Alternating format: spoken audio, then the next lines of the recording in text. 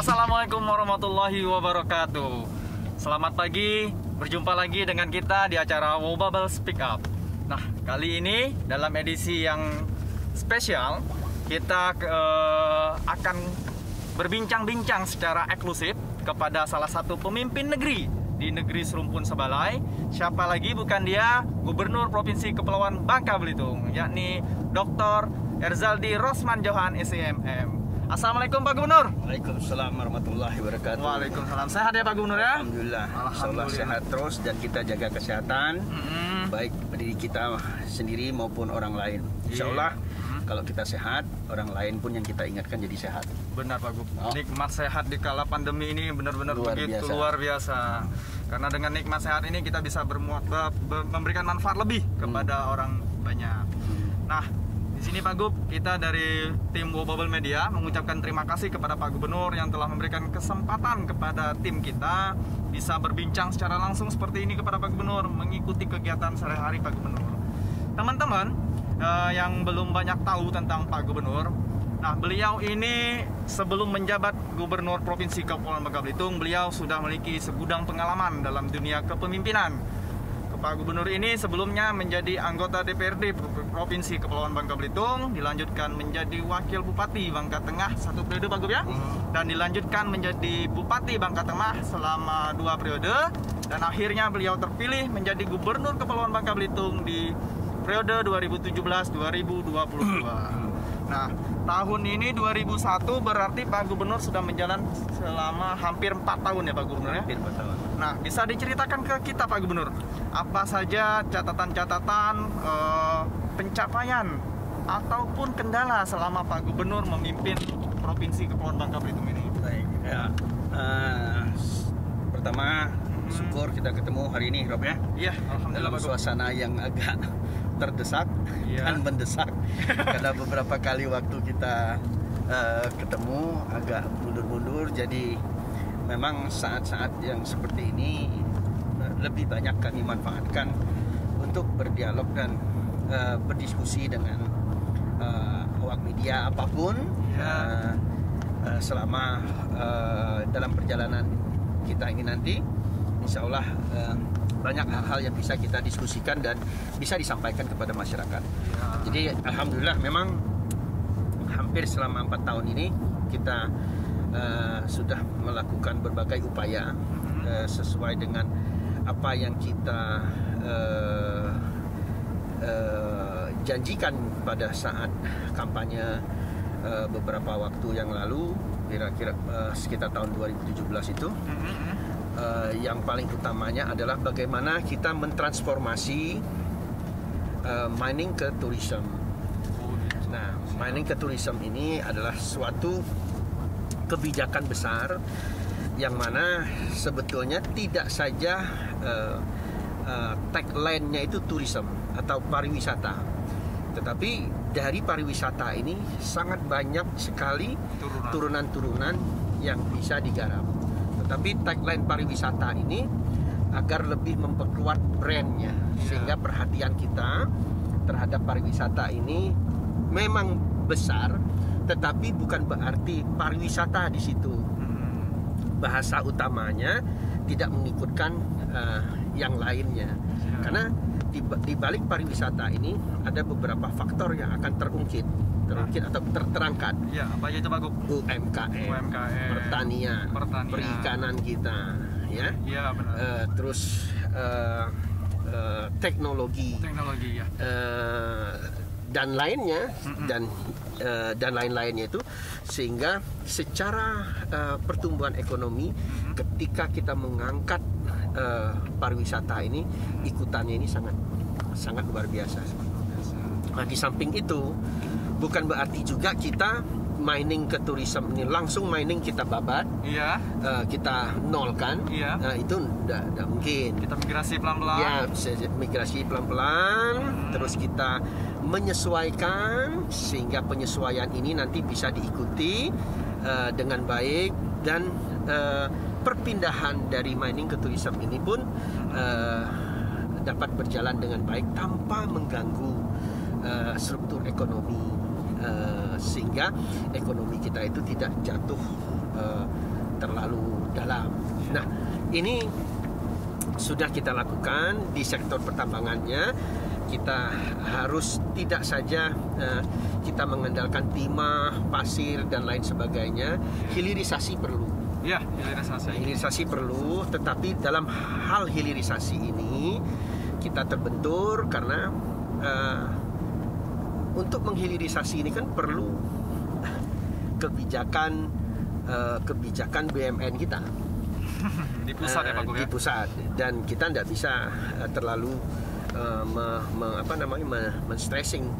Tetapi tadinya kita sudah mulai bisa berhasil mau mendorong BUMN kita ini untuk hilirisasi. Jangan dari tahun ke tahun, dari zaman saya belum lahir balok terus keluarnya, sampai saya sudah jadi gubernur masih balok terus. Berkutat di hulu aja Pak Gub.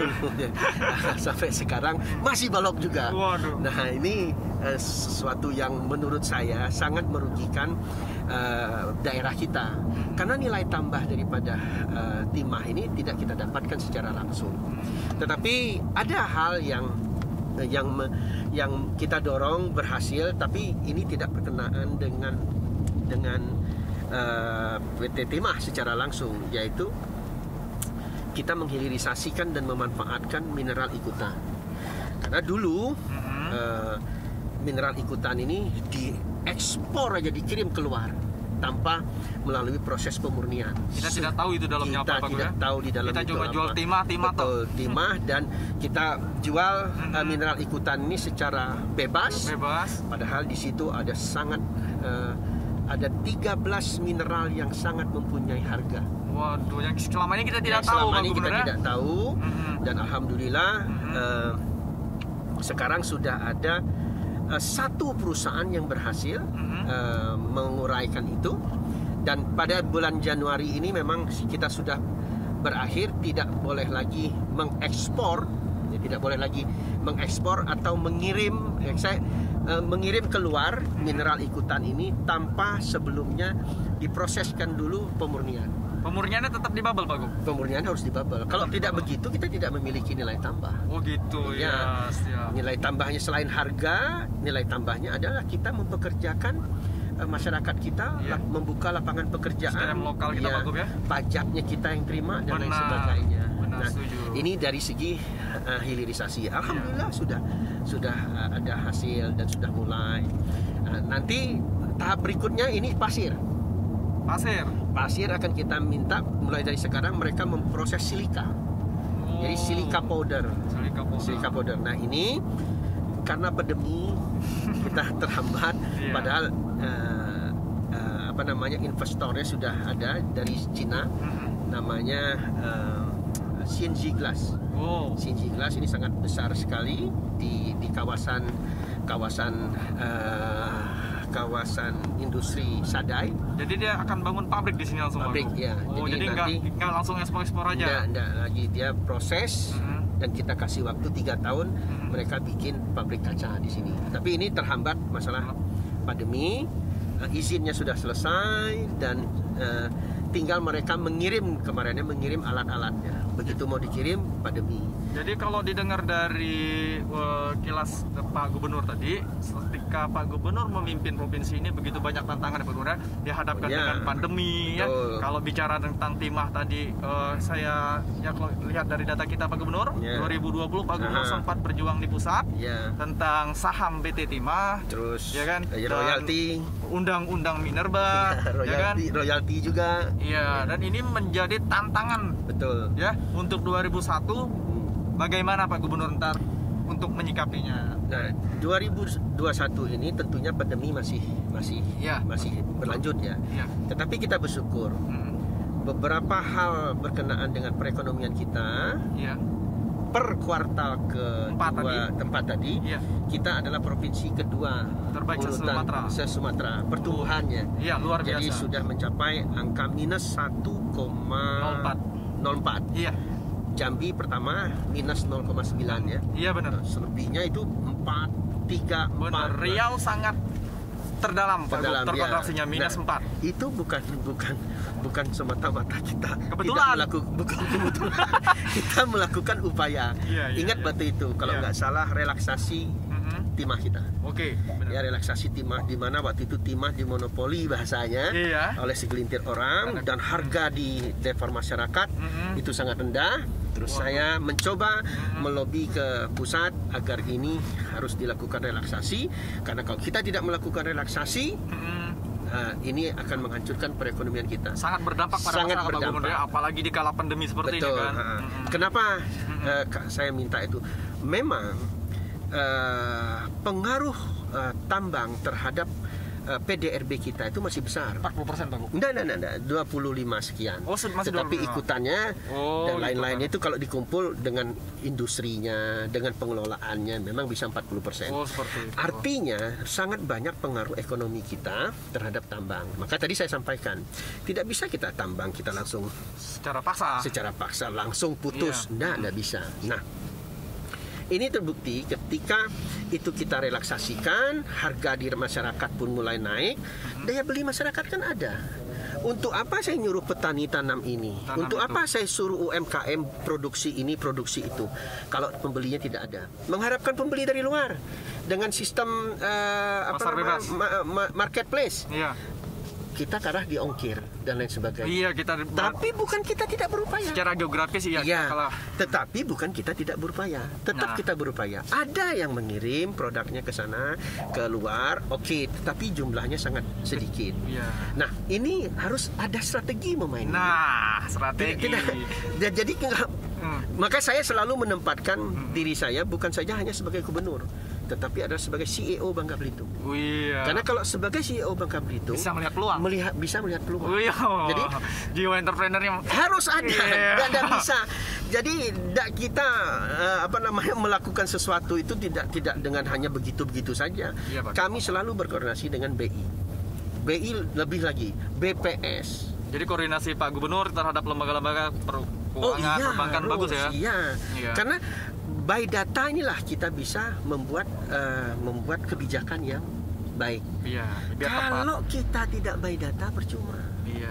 Nah, sekarang kenapa lagi pertumbuhan ekonomi kita bagus pada saat ini di kuartal 4 itu? 2020 kemarin, Di samping kita menekan terus APBD provinsi dan kabupaten kota untuk belanjaan dipercepat, sebetulnya ada hal orang yang tidak memperhatikan bahwa betapa UMKM kita gerakkan, petani kita gerakkan dan lain sebagainya, sehingga sekarang nih produksi mereka terjawab. Setuju Pak. Ditambah lagi harga bagus. Benar. Kemarin Pak Gubernur mendapatkan apa itu? Pertanian itu Pak Gubernur. Jadi itu bagaimana tuh Pak Gubernur ceritanya? Jadi kalau misalnya pertanian kita tidak sebetulnya yang paling mudah mengangkatnya itu adalah pertanian. Karena apa? Orang tidak bisa menghindar dari pertanian, khususnya beras. Nah, kalau dilihat misalnya data dari sebelum 2017 sampai ke data sekarang, kebutuhan beras kita dulu itu suplainya banyak.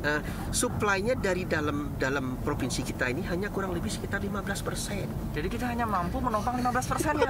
Waduh, tidak nyampe setengah. Nah, sekarang sampai dengan sekarang kemampuan kita itu insya Allah tahun ini akan mencapai angka 60%. Waduh, di atas setengah. Di atas setengah. Nah, sekarang ini kalau nggak salah kemarin datanya itu sudah 47%. Tapi kalau saya keliru tolong datanya di BPS ya. Ini salah satu angka, salah satu nilai. Bayangkan 50%-nya masyarakat Bangka Belitung ini beli kepada produksi petaninya sendiri. Itu 2017 hingga 2021 ini Pak Gub ya. Jadi kalau misalnya Pak Gub dikasih waktu lagi, berarti untuk swasembada pangan ini insya Allah bisa ya? Bisa. Insya Allah bisa. Insya Allah kita akan kebut ini. Makanya paling banyak kunjungan saya kepada petani.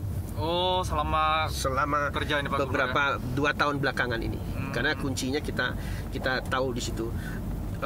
banyak sebetulnya hal-hal yang sudah kita lakukan. Cuma kadang-kadang kalahlah kita dengan medsos yang ada sebagian orang menganggap itu bukan suatu keberhasilan, malah itu suatu kebetulan dan sesuatu yang sebetulnya gagal.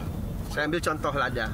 Nah, menarik ini bicara Lada ini. Ya, mohon maaf Lada. Iya. Siapa sih yang pernah saya tanya, pejabat mana yang pernah mengurus tentang Lada? Sebelum ini ya Pak Sebelum Guru? ini. Iya, masih bicara pertimahan. Iya, saya dari Bupati. Dari Bupati sudah Bangka bicara Tengah. tentang Lada ini. Saya sudah ke Vietnam, saya sudah ke Cina. Melihat apa sih sebetulnya permasalahan di Lada ini. Kita selama ini tahunya Lada kita ini adalah Lada terbaik. Kata-kata terbaik inilah yang menyebabkan kita terjebak. Manja kita. Manja. Iya benar, karena kita tidak pernah bicara pasar, kita tidak pernah bicara trading Lada seperti apa, dan kita tidak pernah sadar bahwa Lada kita ini dimanfaatkan oleh Vietnam secara besar, karena Lada kita ini sebagai peningkatan mutu Lada mereka. Lada kita ini dicampur. Kita ada IG tetapi tidak pernah kita manfaatkan. IG, nah, ini geografis yang kemarin sempat viral Pak Guru. Iya, nah sekarang alhamdulillah IG itu sudah kita perbaiki. Sekarang sudah dapat baru kemarin saya baca di medsos sudah keluar diumumkan melalui Kementerian Kehakiman. Kita perbaiki IG Lada kita ini, dan insya Allah saya ada tim khusus menangani Lada ini. Insya Allah akan beroperasi lah agar mereka tidak memakai nama MWP sebagai produk mereka. Apa MWP, Pak? MWP itu mentok white paper. Oh, nama internasional dari produk kita. Iya, produk kita. Ini sampai ke Amerika segala macam ini. Iya, produk kita sudah diakui sebenarnya. Nah, tetapi sebelum ini dan sebelum sudah hari ini masih banyak Lada kita itu menjadi Lada hanya sekedar pencampur. Termasuk dulu Verstegen, McCormick. Verstegen ini Eropa, perusahaan internasional ya Pak Gubernur. McCormick di Amerika itu sejak 20 tahun yang lalu sudah mulai beralih ke Lada Vietnam. Karena apa? Vietnam membuat sedemikian rupa bahwa Lada kita ini tidak ada lagi. Kenapa? 20 tahun yang lalu ketika masyarakat kita beralih ke mining, mereka biarkan Lada. Bukan Lada kita tidak berproduksi, tapi produksinya sedikit. Sampingan saja. Makanya kesempatan ini dimanfaatkan oleh Vietnam. Sampai sekarang Vietnam memanfaatkan itu, dan dia sebagai negara terbesar eksportir Lada. Kalau bicara kualitas Pak Gubernur, the best. Lada kita dibanding Vietnam the best. Secara data menang dunia. Tetapi hati-hati. Kita selalu terjebak karena the best tadi. Selalu mudah mengomong terbaik, tetapi kita tidak bisa membuat nilai tambah dari produk terbaik ini. Kenapa? Kita manja. Siap. Jadi peran dari Pak Gubernur sendiri setelah mengetahui ini semua untuk Lada kita seperti apa ini Pak Gubernur? Kita harus mengedepankan MWP lagi. Siap. Kurangi ekspor ke Vietnam, kurangi ekspor ke Cina, biar kita saja langsung ekspor ke Jepang, ke Amerika, langsung ke Eropa. Pasarnya. Iya, itu yang harus kita lakukan. Ya. Dan kepada petani kita bantu bibit secara gratis, kita bantu junjung secara gratis, kita bantu pupuk yang benar-benar pupuk yang sesuai dengan Lada. Karena pupuk ini ada pupuk yang tidak sesuai dengan Lada. Asal pupuk urea, asal pupuk NPK. Padahal tanah ini jangan lagi NPK, jangan lagi urea. Berarti ini bicara edukasinya. Edukasi. Apakah sudah ada pernah di ini Pak Gub? Penyuluhan. Sudah, kita bantu Lada secara besar-besaran. Jutaan. Setiap tahun itu 4 juta bibit. 4 juta bibit per tahun. Saya nggak tahu persis angkanya, tapi jutaan. Jutaan ya. Dari 2018, 2019, 2020 kita kena refocusing tapi tetap ada bantuan. 2021 juga kita kena refocusing, tetap ada bantuan. Artinya apa? Nilai tambah kepada petani kita buat lebih lagi, tetapi jangan dulu berbicara harganya, karena harga kita ini memang diatur dunia, tidak bisa lagi kita. Iya, pasar dunia. Pasar dunia. Tetapi kita harus nolong petani. Bagaimana caranya? Bibit gratis, pupuk gratis, junjung gratis. Memang tidak semua masyarakat dapat, ya bertahap. Berarti kita perlu bergotong royong bersama. Coba bayangkan dulu bibit Lada ini, asak ke ambil. Dulu. Nah, yang tidak tahu yang sakit, tidak tahu yang bagus. Benar. Kok potong. Sekarang tidak lagi. Nah, sekarang nanti yang boleh mengeluarkan bibit lada ini hanya penangkar-penangkar yang bersertifikat, yang di bawah naungan dan binaan daripada Dinas Pertanian. Ya. Iya. Bayangkan kalau misalnya bibitnya sudah bagus, Ya. dipupuk, Junjung dibantu. Junjung kan sekarang susah, hutan tidak tinggi. Benar. Ya? Apakah akan tetap makan junjung kayu kita, Pak Gub? Nah, ini junjung tumbuh. Junjung hidup. Junjung hidup. Makanya saya kan waktu kampanye pernah mengatakan di Vietnam itu ada 13 meter lada. Orang tidak percaya. Dia nggak main-main. Itu bukan mustahil, Pak Gub. Bukan mustahil. Di Lampung aja ada kok. Siap. Hanya saja bagi kita awam. yang tidak pernah, maka melihat ini menjadi hal yang aneh. Iya, ini yang kadang-kadang masyarakat kita ini, ya saya tidak memungkiri banyak orang mungkin yang tidak suka sama saya. Iya. Tapi mohon maaf, janganlah kalau tidak suka sama saya secara pribadi terus mempengaruhi masyarakat, membodoh-bodohi masyarakat untuk tidak percaya apa yang saya omongkan. Yang jelas ini akan mengorbankan banyak hal. Karena Pak Gub sendiri kalau kita dengar ceritanya sudah banyak hal yang lagi diperjuangkan. Ya, nah ini kadang-kadang politik ya. Tapi udahlah, saya yakin dan percaya masyarakat kita ini sudah pintar. Siap. Dia tahu mana yang baik, mana yang tidak. Kita pulangkan kepada mereka, insya Allah Allah SWT ridho apa yang kita kerjakan ini, masyarakat akan mengikuti. Saya begitu aja prinsip. Menarik Pak Gub, karena salah satu Pak Gub selain pandemi Pak Gub ya, sedangkan ekonomi, salah satu tantangan untuk para pemimpin era sekarang Pak Gubernur ialah informasi yang tak terbatas. Betul. Ya kan? Ya. Akses informasi ada di mana-mana, mudah mengakses. Kita tidak tahu siapa yang buat, ya kan? Yang tidak bertanggung jawab. Ini menjadi tantangan bener Pak Gub untuk pemimpin-pemimpin yang di era sekarang. Nah, Pak Gubernur sendiri bagaimana melihat ini? Dengan era keterbukaan informasi, literasi digital masyarakat kita masih rendah. Betul. Ya kan? Masih mudah mengkonsumsi informasi yang kita bilang bisa katakan sesat ini Pak Gub. Ya. Ya kan? Nah. Ya. Dan ini jahatnya sampai ke tingkat mendoktrinisasi Pak Gub, ya kan? Nah, bagaimana ini Pak Gubernur? Saya akan jawab itu dengan tetap melakukan usaha memperbanyak silaturahmi dengan masyarakat. Insya Allah silaturahmi itu adalah kekuatan. Benar, sekalipun hanya beberapa orang. Makanya saya senang misalnya pas pada saat subuh, kita subuh berjamaah, disitulah kita berdiskusi, mencari solusi bersama masyarakat. Termasuk ini kita dalam perjalanan menuju ke salah satu kelompok tani, ke kelompok ternak sapi. Dulu mereka tidak yakin dengan program ini. Saya buat sedemikian rupa programnya, mereka kur, ya, off-takernya ada, dan alhamdulillah hari ini mereka panen sapi dengan program kur. Subhanallah. Dulu tidak ada orang yang kur sapi ini. Sekarang alhamdulillah ini mereka sudah panen, dan selanjutnya mereka akan kur lagi untuk menyediakan kebutuhan sapi pada saat Lebaran nanti. Idul Adha. Dan kami ada target nantinya, selain swasembada pangan pokok beras, kami juga ada target Bangka Belitung ini untuk swasembada daging. Karena sapi kita masih impor Pak Gubernur. Masih impor. Kebutuhan sapi kita masih banyak. Tetapi ini alhamdulillah sekarang kelompok sapi sekarang ada di mana-mana. Yang mereka butuhkan itu sebetulnya bukan daging sapinya.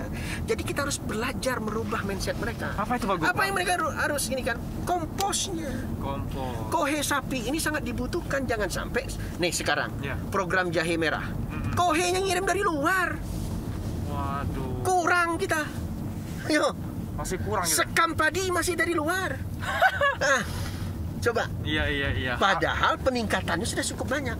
Bagaimana tidak kita lahan sekritis Bangka Belitung ini, kalau tidak ditangani dengan kompos, tidak akan berhasil hijau royo-royo. Gitu. Karena kompos lah kuncinya. Maka sekarang mindset para peternak kita ini kita rubah. Daging ini adalah tabungan. Hasil kamu kohe sapi 1 ekor per hari 25 kilo. Punya nilai jual Iya. Pak Gub ya. kencing sapi kurang lebih sapi. sekitar 5 sampai 10 liter. Itu urea. Fermentasi kan. Benar.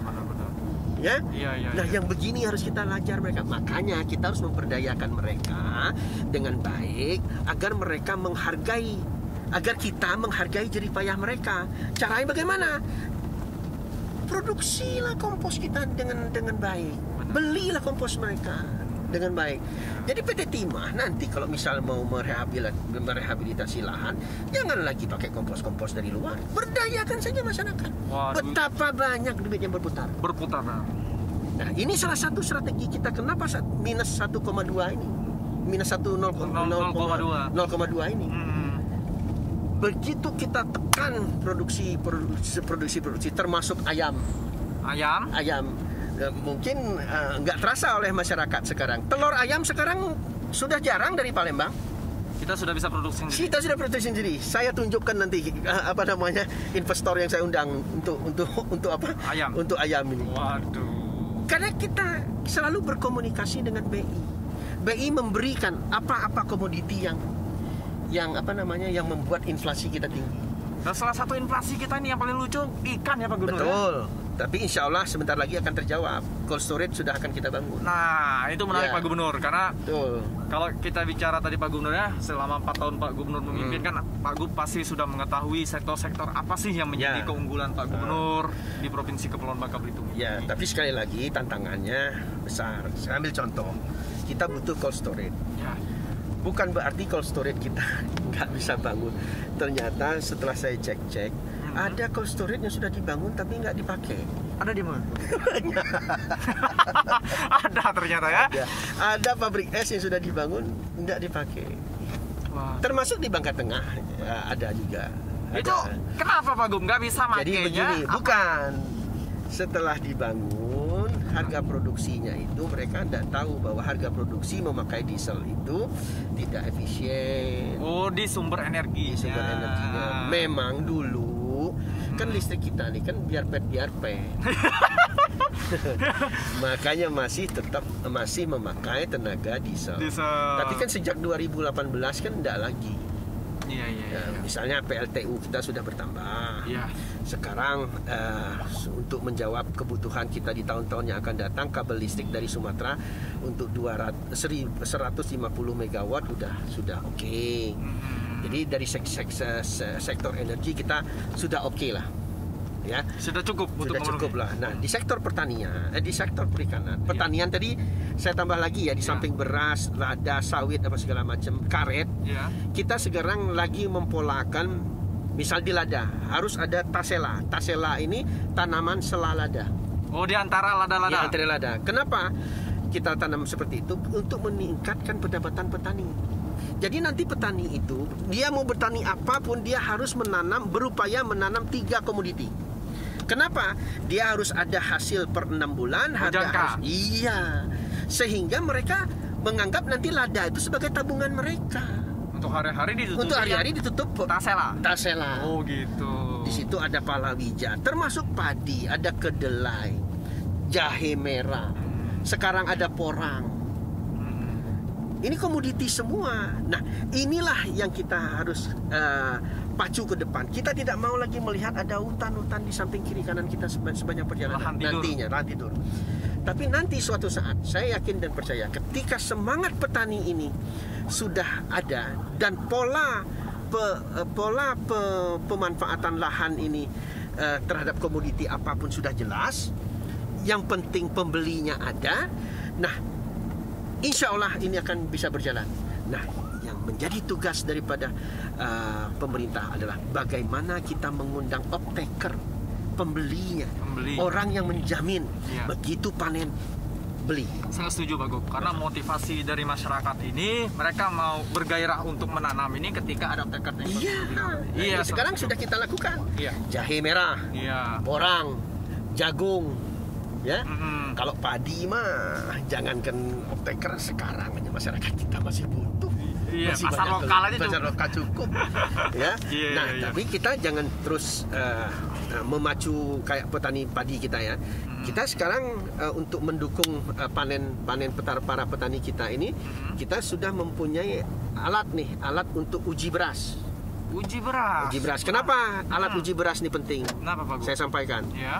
Karena ketika para pedagang yang sudah terbiasa mengirim beras dari luar, mereka akan melakukan cara bagaimana terkadang beras ini mutunya diturunkan. Waduh. Beras premium namanya, tetapi tidak premium. Sementara kita off dulu, kita turun karena ada acara panen daging sapi tadi.